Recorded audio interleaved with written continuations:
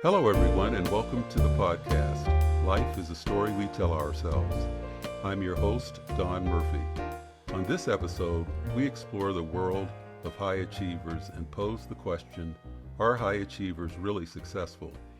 Joining us to talk about this is Dr. Ruth Gotian, who is the Chief Learning Officer and Assistant Professor of Education in Anesthesiology at Weill Cornell Medicine and former Assistant Dean of Mentoring.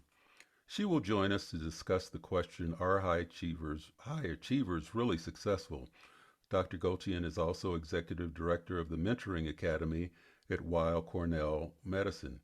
She has been hailed by the journal Nature and Columbia University as an expert in mentorship and leadership development, and in 2001 she was selected as one of the 30 people worldwide to be named to the Thinkers 50 radar list, dubbed the Oscars of Management Thinking.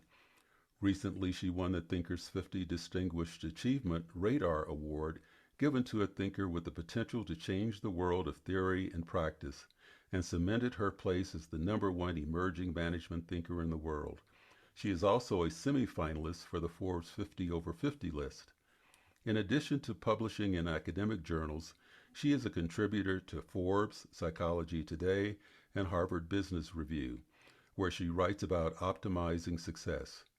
Her research is about the mindset and skill set of peak performers, including Nobel Prize winners, astronauts, and Olympic champions. Her latest book is The Success Factor. Dr. Gotian, welcome to the program. It's really great to have you with us today. Thank you so much. I am excited to talk to you. I've been waiting for this. All right. So let's get started. Since this is Life is a Story we tell ourselves, and we believe here on this podcast that life is a journey and we're telling a story as we live it, what started you on your journey to discover what produces and or motivates high achievers? So, Don, I always thought that to be successful, you had to be born into the right family, go to the right schools, and have the right pedigree. And it wasn't until later on in my life that I realized that that story that I had convinced myself of was actually the wrong story.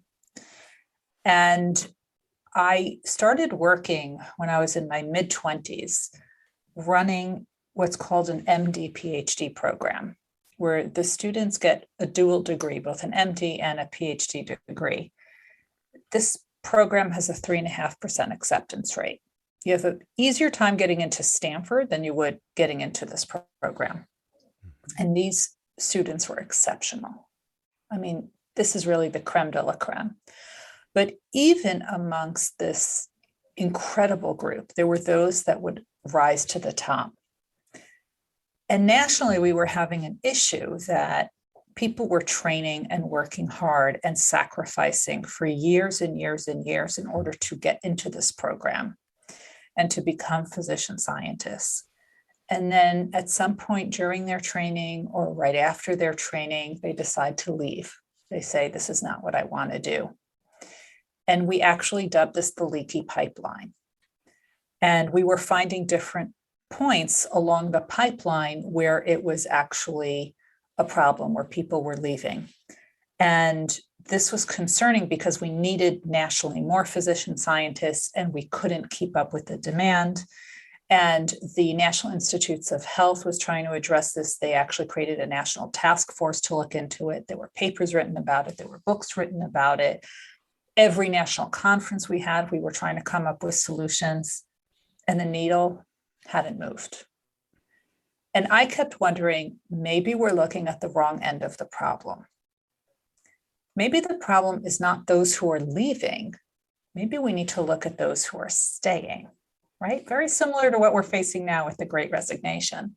Mm-hmm. And not just those who are staying, those who are doing such exceptional work that they would more than make up for anybody who is leaving. But Dr. Gotian, my question, and that's really fascinating, and it leads me to want to know, why did that matter to you as a human being, mm-hmm. as a person? What concern of it was yours? I mean, why are you concerned about that? Well, I was running this program for over 20 years, and for 20 years to talk about a problem and not have a solution is very frustrating. But Ah, I was surrounded by these high achievers, by Nobel Prize winners, by Lasker Award winners, and I quickly realized that these are regular people. They're mhm, regular people. mhm, So the story I told myself that you had to be born into the right family and go to the right schools, I quickly realized was a false narrative mhm. because I had actually met those people. So at the age of 43, while working full time, I decided to go back to school and study this. And I haven't stopped studying success since. Hmm. Well, that's a interesting way to be motivated into something. I mean, it sounds like you were faced with a problem. There wasn't a viable solution that readily presented yourself. You asked yourself why, and you were strongly motivated to find out the answer to that question and to see if you could do something about it. Is that right? That was step one. Yeah. And then I quickly realized that the same problem faced in one industry was the problem faced in every industry. And Right. once I saw that, I couldn't unsee it. And I had to start looking at every industry. Right. And here we are. Well, you talk a lot in your book about purpose and meaning in one's life. How about your individual life and what led you as you were going along your journey and you started down this path? Did it help you find spirit, purpose, and meaning in your individual life and keep you going, keep you motivated? Look, when you surround yourself with high achievers, you sort of things just radiate off of them, and you start to quickly realize how they think differently and do things differently. And I was just a sponge. And I always say I'm patient zero. I tried Mhm, all of this out on myself first mhm, because I needed to know if there was any truth to it. And the more I did it and the more I hung out with them and the more I talked with them, the more I realized that success is a learned skill. mhm. And I wanted to learn it. And it changed the way I approach things for sure. And I've always been a pretty spiritual person, so that hasn't changed. Yeah, I understand. So we've talked about success a couple of times here. So what is success? If I can just be ask a blunt question. Don, it depends on who you ask. What I quickly realized was that there is no definition of success. We know it when we see it, right? Mm-hmm. But when if we do it ourselves, we can't always label it for ourselves. So the first part of my research was actually to define success. And there were certain things that led to the definition, which I now use. Successful people are recognized in their field for pushing boundaries, doing something differently, changing the way we do things, think about things, or process things. So they have that recognition for their work. As they are ascending in their careers, they are also lifting other people up with them. So it was never just about them. They realized that a spotlight on someone else does not just detract from the spotlight on them. And then when they reach certain levels in their career, they would actually pay it forward, meaning they were mentoring the next generation. They were either doing it one-on-one or in a one-to-many model, leading large groups. But in some way, they were paying it forward. And that's the definition of success that I used on all the interviews. Right. Well, it's interesting because you didn't mention fame or fortune. No, that's why the reality stars are not in the book. I understand. So many of the high achievers leading to your book that you did interview were from the medical science profession. So what attracted you to medical scientists in particular? And it led me to wonder, do you envy them or just admire them or both? Well, remember, it's where I worked. I've been working in academic medicine now for a quarter of a century. So I was surrounded by them. I was surrounded by all of these incredible people, and that the world is quite small. And after a while, once you know one, it snowballs and you know many of them. So my original research was on physician scientists, and that's why there's so many. There's actually more people than are in the book. I couldn't put all of them in. Sure. But that's how it actually started. It started with physician scientists because of that original problem of Right. there are people who are leaving, and I wanted to look at those whose work is so exceptional, it would more than make up for anyone who's leaving. And then I wanted to see how that translates into other industries. And that's when I started interviewing the astronauts and the Olympic champions and the CEOs and all those incredible people. Well, you mentioned that you got started on this when you were in your 40s and you'd been around the medical profession in academia for some time. How did you originally or first get started in working with doctors and physicians from an academic point of view?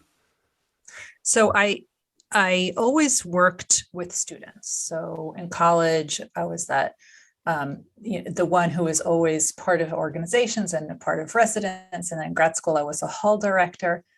And I actually went to business school, and I became a banker and worked in finance for a couple of years. But I realized that it wasn't for me. But I always loved working with students.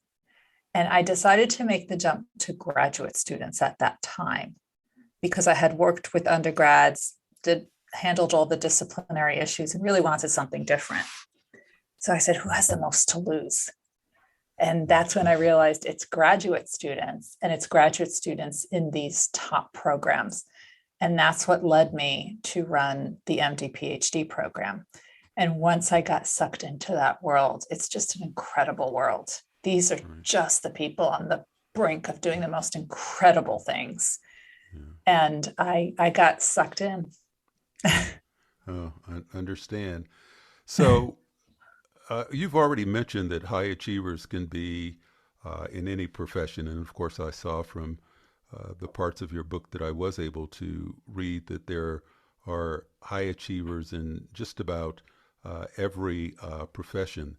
And you do a fairly good job of defining what a high achiever is. Why don't you talk to us a little bit about what a high achiever is and how you came to your definition of what a high achiever is?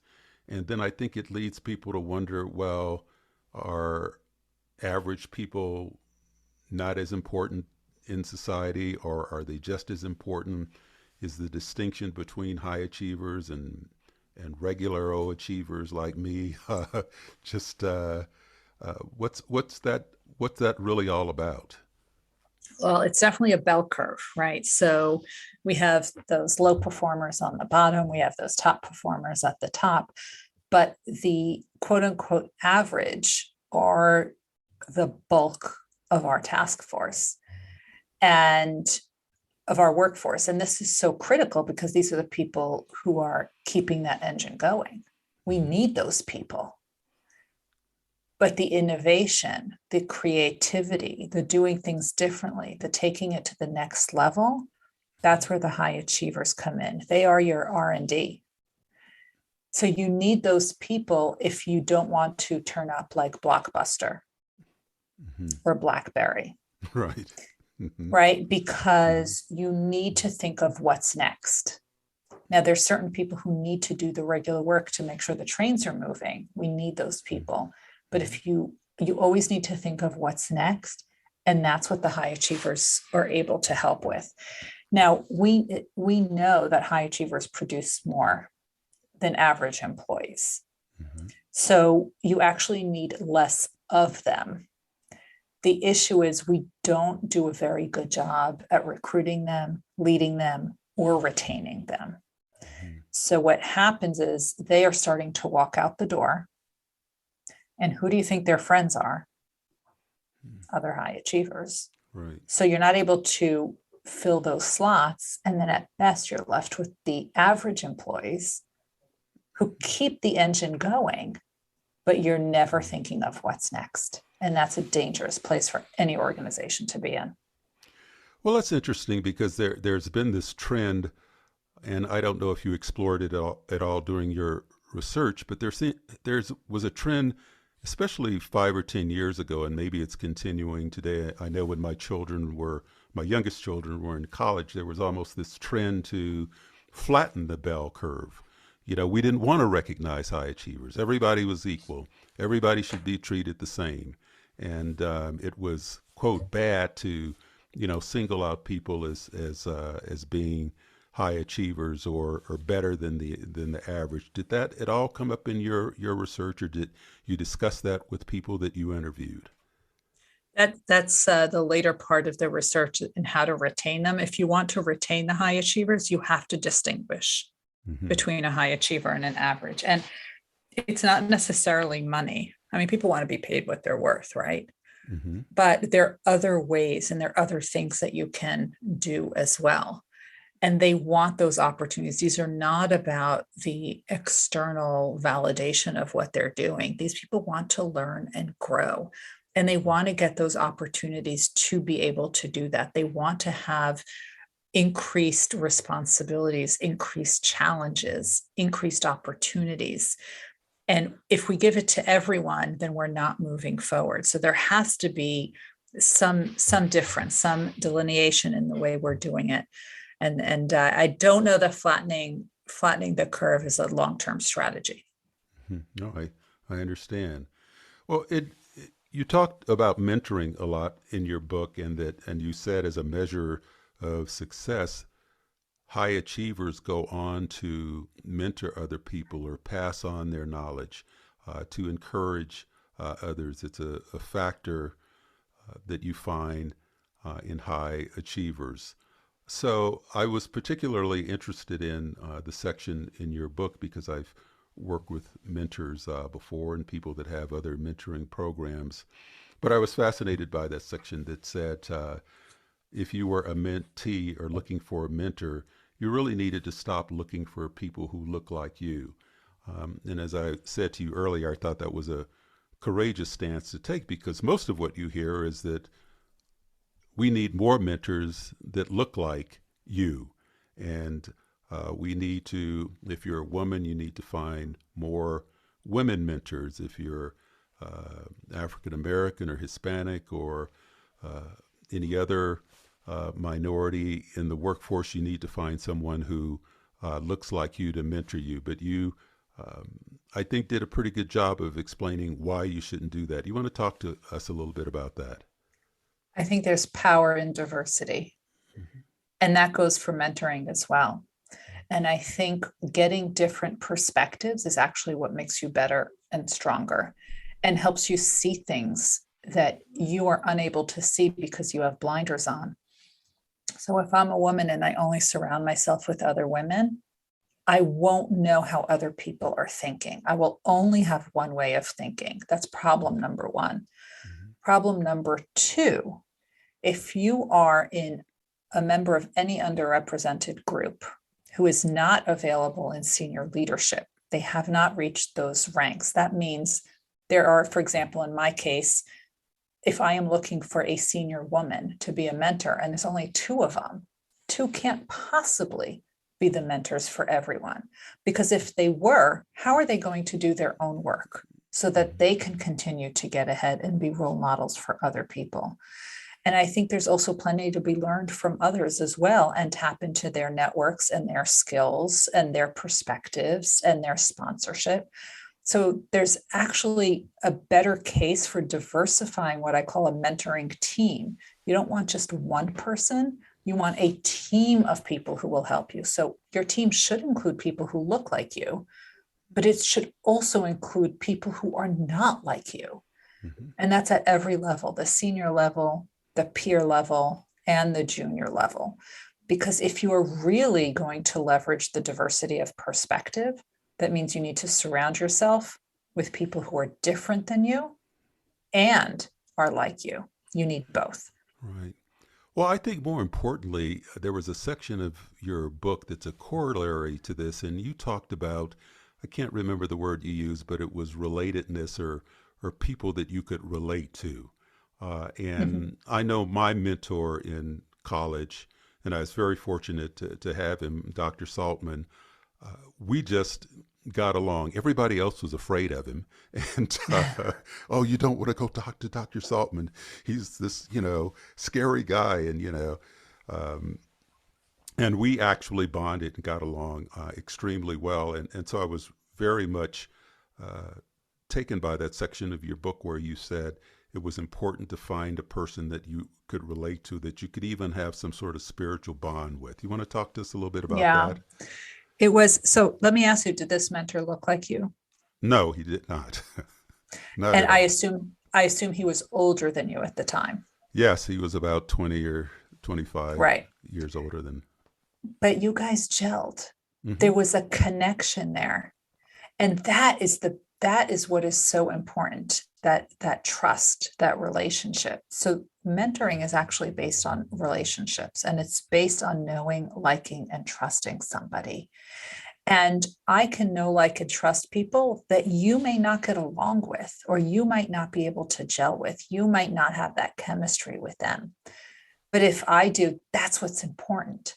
Because when you can get that bonding with somebody, what's going to happen is you are going to gel so well that at some point you're actually going to forget who is the mentor and who is the mentee, Hmm. because you're going to find ways to actually help each other. And those relationships are the most beautiful to watch. They are the most productive, the most efficient, the most effective. But sometimes the person that's right for you is not going to be right for somebody else. But you have to be open to the idea of learning from other people Hmm. and saying, I don't know what I don't know. Right. And if you can do that, you're definitely going to be ahead of the pack.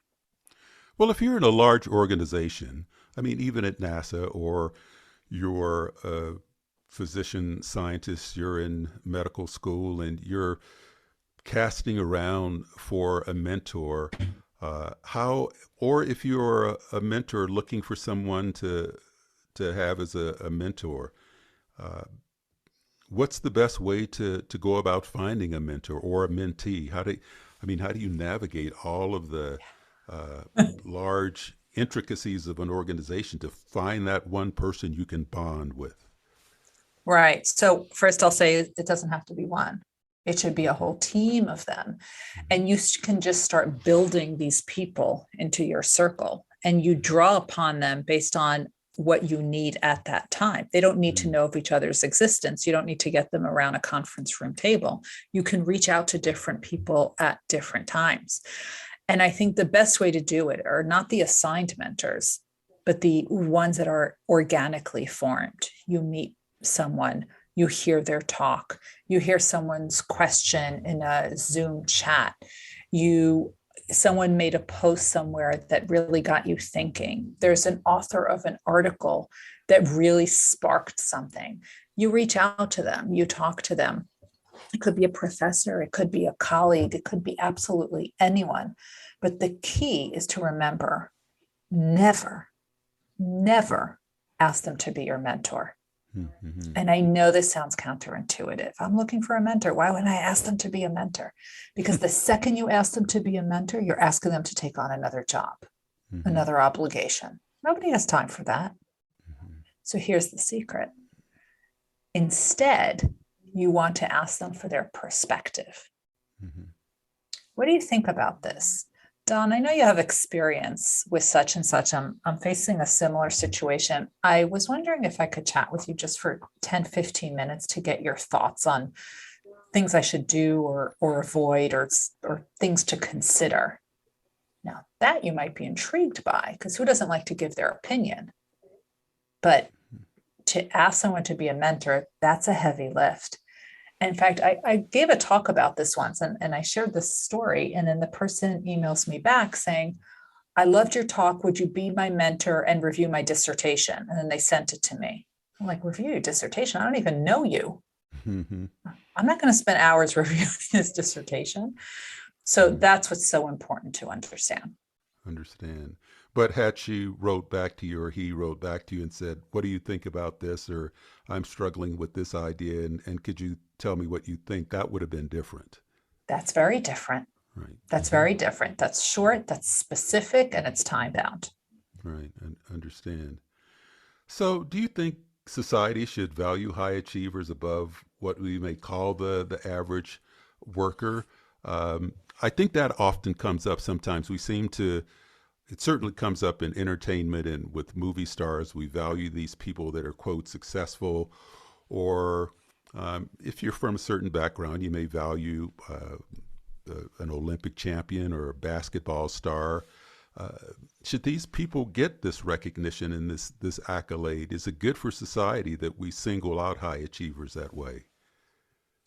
I don't think anybody should be put on a pedestal, but I think we need to respect their effort and I think we need to respect their achievements. Mm-hmm. But I think what's even greater to understand is that that achievement is not the end for them, it's the beginning. Mm-hmm. And remember, these are people who lift as they climb. These are people who are paying it forward. So we need to be able to identify these people because these are the people who are going to help train the next generation. Not because they have to, because they want to. Right. I understand. So one of the people in the book who I feature is Dr. Charlie Camarda. He's an astronaut. He went up on the space shuttle right after the Columbia disaster. And he knew that his team needed to gel. And he knew that they needed to trust each other. And he knew that his entire crew had to come back to Earth safely, or else that would be the end of the space program. And he is talking about, he's retired and he created an entire foundation to teach students and teachers how to fail in small ways early and often so that they can learn from the mistakes quickly and fix it so that we never have a tragedy in space again. Understand. Well, so I didn't see many politicians within the ranks of the high achievers in your book. Was that intentional, or do you put them in a separate category? Well, there were a few. Right. So the way I reached these people, I would say 95% was through my network. So some I knew, right, especially the physician scientists and the Nobel Prize winners. And the rest was through my network and introductions. And I guess my network is lacking of politicians and people in entertainment. I didn't have many of those either. I had a Tony Award winner and a Tony Award winning producer, but I didn't have many people from the entertainment, not because I don't value their contributions or think they are high achievers, but because I wasn't able to access them yet. Right. There's always more research to do. Yeah, I understand. So one of the things I'm wondering about, speaking of politicians, is there a line that you draw between someone that's say a megalomaniac and a high achiever? I mean, you can just look at history from thousands of years ago until now and see leaders who you might say are high achievers who move society in one direction or other, or certainly change things. But quite frankly, some of these people were just crazy. And but you certainly, according to your definition, I think could put them in the category of high achiever. How do you make a distinction between a person that just becomes self-absorbed with their power and with themselves, but yet are maybe high achievers in a certain area?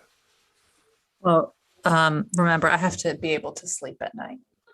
Yes. And the definition I used, it's part of it is they lift people up as they climb. Remember, that was the second one, and they pay it forward. Mm-hmm. And if we think about those people who have achieved things, I don't know that they've paid it forward. Mm-hmm. I don't know that they're training the next generation and mentoring the next generation. I don't know that they're lifting as they're climbing. So they may have had the first one, but I don't know that they have the second or the third piece of it. Mm-hmm. And that's why they weren't included. I understand. So a corollary to that question has to do with high achievers and the direction that they are driving society. So this may be a difficult question, but it's an example of what I'm trying to get at. So I think according to your definition, you might put Henry Ford in the category of a high achiever.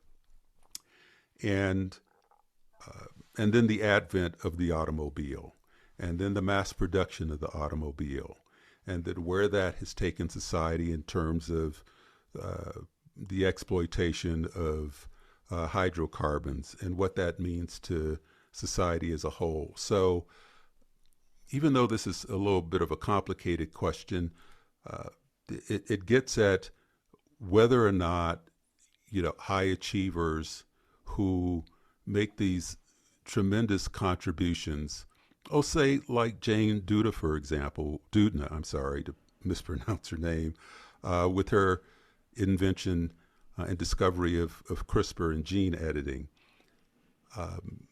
In some circles, that's extremely controversial, gene editing, period. So high achievers often bring things to society that end up being controversial and have moral and ethical implications. Do high achievers have a responsibility then to accept some ethical responsibility for dealing with some of the issues that their achievements have brought forward to society? I know that's long-winded. I'm sorry, but Well, that's a whole issue with Alfred Nobel, right? right. Yeah, there you go.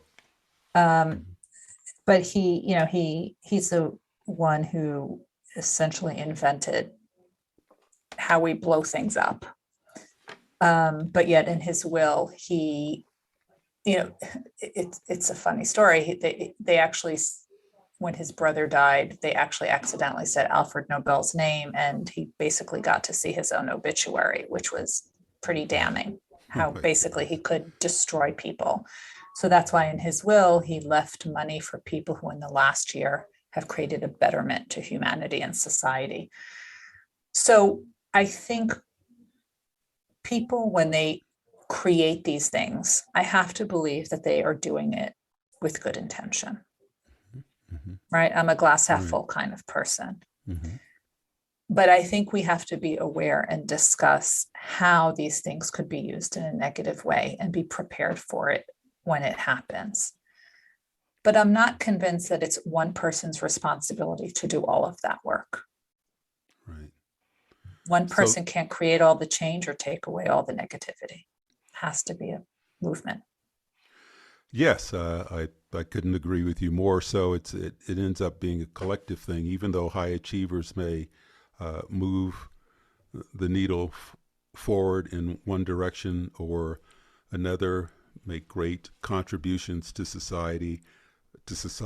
We all collectively have to look at the big picture and what those contributions mean, and work with those high achievers and others for the betterment of society. Certainly, absolutely. Yeah, certainly makes sense. So, where do you think society is headed with these high achievers and the achievements that have been made? Particularly, you could talk about medical science, for example, or certainly in cosmology.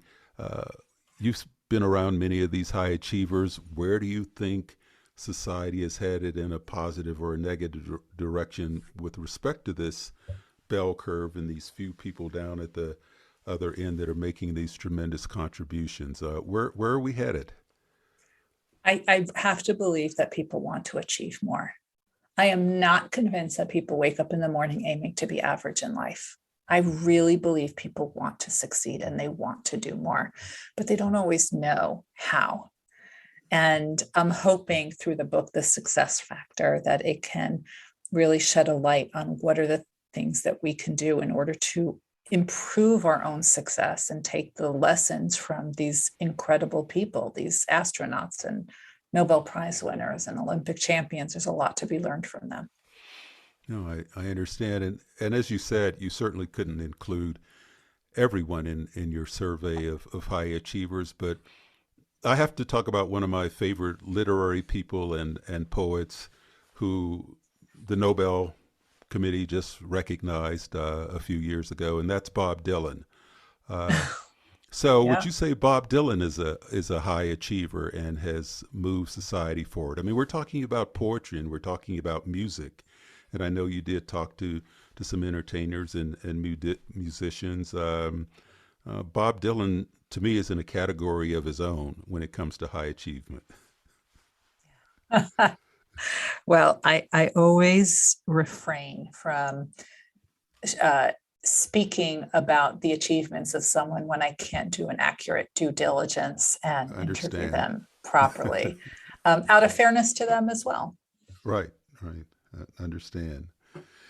Well, Ruth, this has been great. I've really enjoyed talking to you about your views on high achievers and what is a measure of success. And I have to say that I hadn't thought about success as the way that you defined it. And I really recommend highly to anyone your book, The Success Factor, and to get a deeper understanding of high achievers, what they mean to society, and what a measure of success really happens to be. So I really appreciate you joining us on the program. Thank you. Thank you for joining us on this episode of Life is a Story We Tell Ourselves. Dr. Gotian's latest book is The Success Factor. Please subscribe to the podcast at lifeisastorypodcast.com. On our next episode, we will revisit the subject of artificial intelligence, machine learning, and AI safety. Stay safe, share happiness, and remember, never stop questioning. Curiosity has its own reason for existing.